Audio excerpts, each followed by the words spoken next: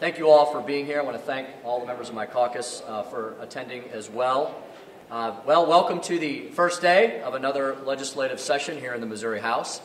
And as you heard, I intend our agenda this year to focus on four major policy areas: growth and opportunity for all Missourians, guaranteeing access to a great education, generating affordable and abundant energy, and guarding and protecting Missouri values that so many Missourians, regardless of political party, hold dear.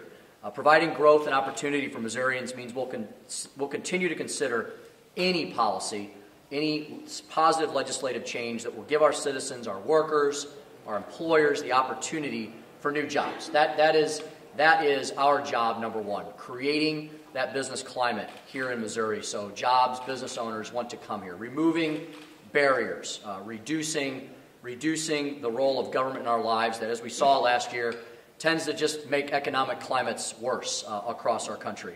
We're going to create a business-friendly and job-creating environment here with a lower tax burden, reduced regulatory burdens, and ending costly, frivolous litigation. Our priorities are going to be in tax relief. Missourians need and want lower taxes. We've heard that time and time again in all of our districts across the state. Why is that true? Because many Missourians see our bordering states doing exactly that, reducing tax burdens on their citizens, on their family farmers, on their small and medium-sized businesses, and they're seeing positive economic growth. I mean, these are not politics; these are policy changes. And the states around us that have reduced tax burdens have seen explosive growth in their budgets, in their revenues, in the jobs they've created, in the wages for their workers. And that simply means that we will then have more opportunity to increase funding for education and for our healthcare system for those in our Medicaid system. Missourians also want us to engage in significant tax credit reform, like the Missouri House did last year. We're hoping that our colleagues in the Senate take another good look at what was a very positive step in that direction. Ending the governor's practice of picking winners and losers through centralized planning. Missourians want tax breaks for all, not just a few chosen few. Medical malpractice reform. As I've toured the state, I've heard this time and time again from the health care providers along the bordering areas between our states and states like Oklahoma and Kansas and Arkansas. We are bleeding jobs in our healthcare industry because other states are now more welcoming to our healthcare providers. And that means our patients are being put at risk as well. As more and more dollars are spent on legal defense funds and less on access to care and research and development, our entire healthcare industry is at serious risk. The state of Kansas upheld nearly the identical law that our Supreme Court threw out a couple years ago. And if you want to know how we can have reasonable medical malpractice caps here in our state and why those are constitutional, why those are appropriate, I would urge everyone to go back and dust off Judge Mary Russell's dissent and read that. The argument is made there. Worker freedom. 24 states, nearly half the country, have now empowered their workers over old entrenched union bosses and given workers the ultimate freedom to make their own choices. In this day and age, I don't understand why we can't trust workers with that choice. They should have that freedom. Why? Because again, many of our bordering states have implemented or have those policies. They're seeing explosive growth in their economies. The top three things that job creators look at when they are looking at all the options available to them across the country are a state's tax policy, regulatory policy, and that's where your labor laws fall, and litigation policy. If you're not competitive in those three areas, they pass you by. Education reform. We must continue to work towards a public education system that provides an excellent education for all. There is no reason why we should have some of the best performing schools in the nation, and at the same time, a few miles away from some of these highest performing schools, have some of the worst schools in the country that have been failing for 40 years. The status quo is not what we should continue to want to pursue. We should want to pursue change, positive change, so every student, whether they're in an urban area, a suburban area, or a rural area, has access to a great quality education. Funding is definitely part of the equation, but you have to have accountability, you have to have choice in order to obtain success. Generating affordable energy. Our infrastructure is aging, We need to look at investing in an aging infrastructure if we're going to continue to enjoy some of the lowest utility rates in the country. This is a bipartisan issue that I'm looking forward to working on with my colleagues across the aisle to guarantee that the consumers in our state continue to have abundant, affordable energy, but that energy is available in the decades to come. And finally, another issue that has enjoyed great bipartisan support, and that's guarding and protecting Missouri values. We have never before seen a federal government act in such a way as to infringe upon our rights and liberties, upon our privacy.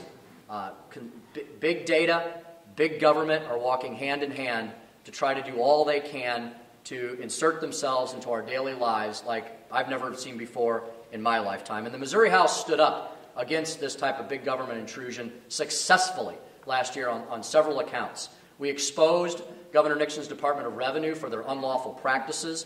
We held the Department of Social Services accountable and continue to do so in their closure of records relating to child abuse cases. We also exposed the Department of Social Services' attempt to permanently move people to the entitlement state and off of temporary assistance. You know, Missourians want a hand up, not a handout. Missourians want to work. We've always been an industrious state. And if you go back and look in our nation's history, this is a bipartisan issue. Both John F. Kennedy and Robert F. Kennedy spoke about the value of work, of getting people off eventually of that public subsistence and moving them into the workforce. And if we can just implement smart policies in these areas, we will create the opportunity for all Missourians to share in prosperity for all. So I've outlined the agenda. It's going to be a very vigorous year. It's going to be, I believe, a positive year for Missouri. We're going to be getting to work nearly immediately and right away.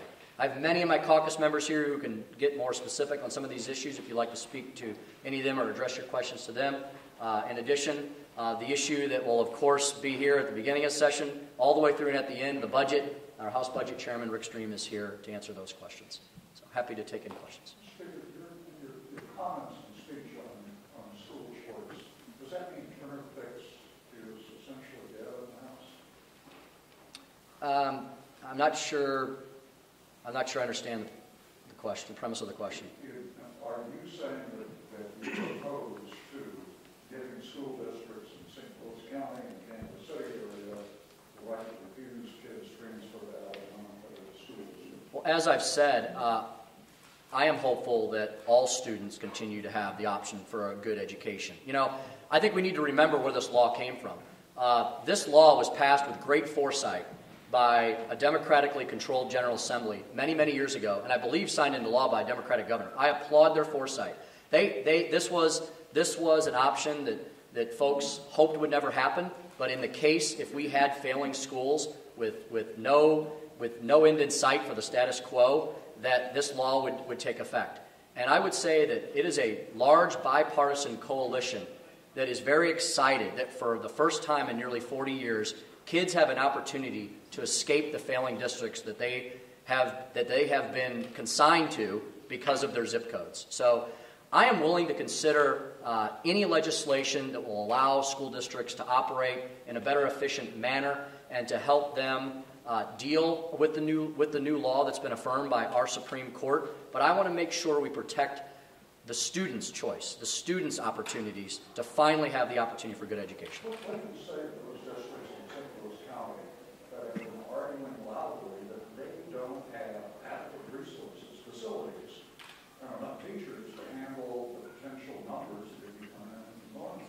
You know, it's interesting you bring up that question. I actually was speaking with I actually don't know his current status, but the superintendent of the Ferguson-Florissant School District, Dr. Art McCoy. And I had a meeting with him about a month or two ago, and he said, we have the capacity. And any superintendent who wants to try and serve these children can absolutely do so. I note that shortly after Dr. McCoy accepting new students into his district, he was placed on some form of leave, and I don't know what his current status is. So it seems that the education establishment continues to want to punish those who want to change the status quo and not work with us to change these districts that have been failing for so long. So I would take the words of Dr. McCoy to heart. I think if a school district wants to help the children in these failing districts, they can do so. And I've spoken to many superintendents who have said, we just need some parameters, we need some tweaking, but I think to completely end the opportunity for choice is a huge mistake for the kids of our state. Is making some changes to the transfer law a priority for you this session? You know, I will be happy education is a priority for me. Helping kids succeed is a priority for me. And I think it's a priority for our caucus. So I will be happy to consider any piece of legislation that will assist in that regard. Is it broadening choice? Is that still on your agenda? Because right now you talk about choice, but it's only for students that are in the failing districts. Are you going to push again for something, tax credits, vouchers, however you want to put it, to broaden out that choice? You know, I won't be filing any particular legislation in that regard, but I'll wait to see what my caucus members file and what people want us to move forward on.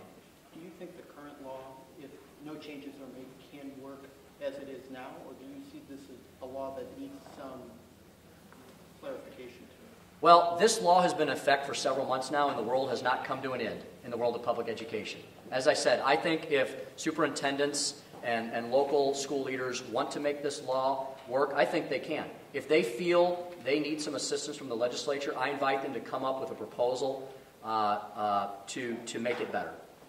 And are you concerned at all? There's urban districts that are saying that they could go bankrupt if nothing's done to fix this transfer situation. They have gone bankrupt, or they could go bankrupt. Well, I think we'll have to wait, and time will see exactly what changes we need to make. As I said, I'm more than happy to consider any proposals that are put before us to make sure that kids are the #1 priority here.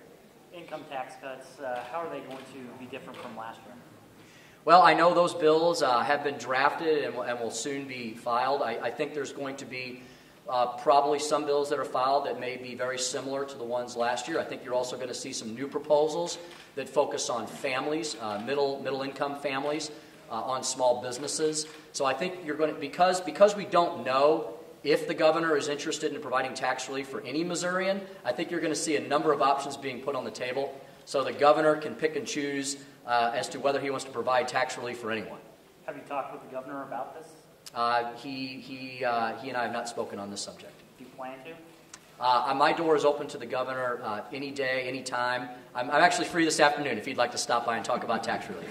Subject of education funding, the governor and House Democrats have both called for more funding for the foundation formula. I believe you could use the term appropriate funding for public education. What do you consider appropriate? Well, you know, the House has always been committed to more and more funding for education. Every single year I've been here, the Missouri House has appropriated more money for education, except during the incredibly difficult budget years where we had to cut nearly $1 billion out of the budget, and then we held education harmless. So that's been a priority for us. The governor has been the one that's used the most severe budget acts on the education system. He has time and again cut millions of dollars out of higher education. He's withheld transportation dollars from K through 12. The governor has used our education dollars and our budget in general to whatever his whims may be. I know you're going to see some significant legislation this year to prevent the governor from using the budget as his own personal slush fund, to follow the Constitution and to follow the appropriations as he signs in the bills that the General Assembly passes. So last year, the Missouri House, I believe, appropriated more money in a single year than ever before to K through 12 education. We'll continue to make that priority again. Can we expect any leadership support for any type of, say, alternate Medicaid proposal that would include both reforms and somewhat of an increase or expansion? Basically what Representative Barnes has been working on. You know, the Missouri House had several bills last year that moved forward and involved transforming Medicaid and reforming Medicaid. There's also been some standalone reform bills.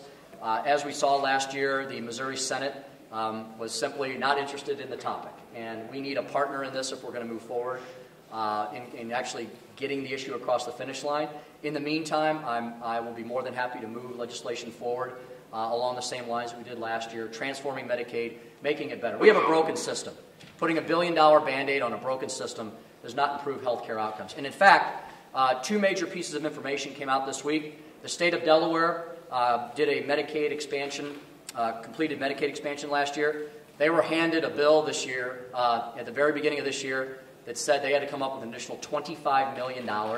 Secondarily, there was a major study that came out of Oregon that said that Medicaid expansion does not improve access to health care or health care costs, and actually visits to the ER have increased. So before we just dump money into the same old broken system. Let's look at reforming it, making it better so more Missourians can benefit.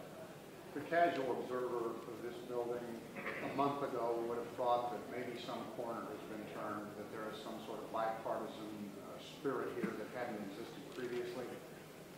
This morning, listening to your remarks on the floor, and even in here, that same observer might think nothing's changed. Same agenda here, same agenda on the second floor, same tone between the two. Has anything changed since a year ago? You know, I think what you've seen over the last 2 years is a Missouri House and Senate working together like never before. A supermajority of Missourians last November elected a supermajority of the current governing caucus to lead this state. They also elected a governor who ran basically on our principles. And I think what the casual observer notes is that when we actually have leadership from the second floor, when the governor actually comes to us, works with us, explains what he wants, answers our questions, provides information, we pass bills efficiently and quickly like we did in special session. The reason we passed that bill in special session in the space of 1 week with a huge, overwhelming bipartisan vote was because the governor, for nearly the only time and first time in 5 years, actually worked cooperatively with the legislature as a piece of legislation was moving through the process. If our governor wants to cooperate and work with us, we can get great things done for the state. Given your thoughts on the school transfer issue and that Senator Dempsey says it is a top priority, what does that mean for your relationship with the Senate? You know, I haven't looked at his remarks exactly, but I know Senator Dempsey wants to provide a great education for all children as well. That's where our priorities line up. In your speech, you didn't mention the Second Amendment.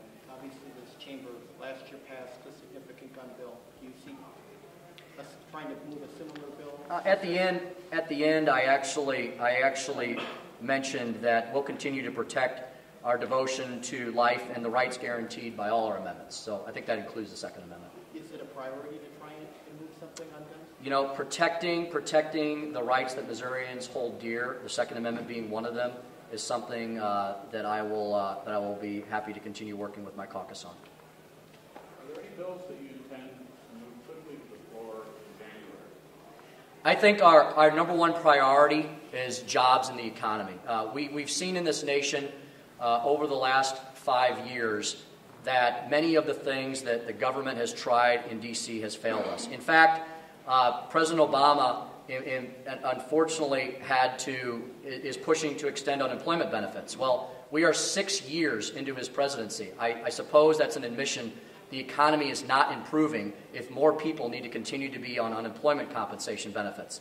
So I think the policies out of Washington, D.C. have been an absolute failure. Poverty is on the rise. More people are in the entitlement state, the welfare state, than ever before. We're extending unemployment benefits. This has been this has been the slowest recovery from a major recession in our lifetime. So we need to do things differently. And so fostering, creating, facilitating an environment where current businesses want to expand and stop sitting on the sidelines, and new businesses want to come to our state, those are going to be the priorities. And if you look at what our neighboring states have done, they promote tax relief, they promote litigation reform, they promote worker freedom. And so those will probably be the topics you'll see first. The government put out a news release today that pointed out that Missouri's unemployment rate is a full percentage point below the national average, that we were in the top 10 in job creation in the last year.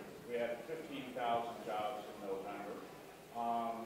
And so, but you didn't mention anything specific when I asked you about what legislation you all might be pursuing in January. You're going to take the next 2 days off.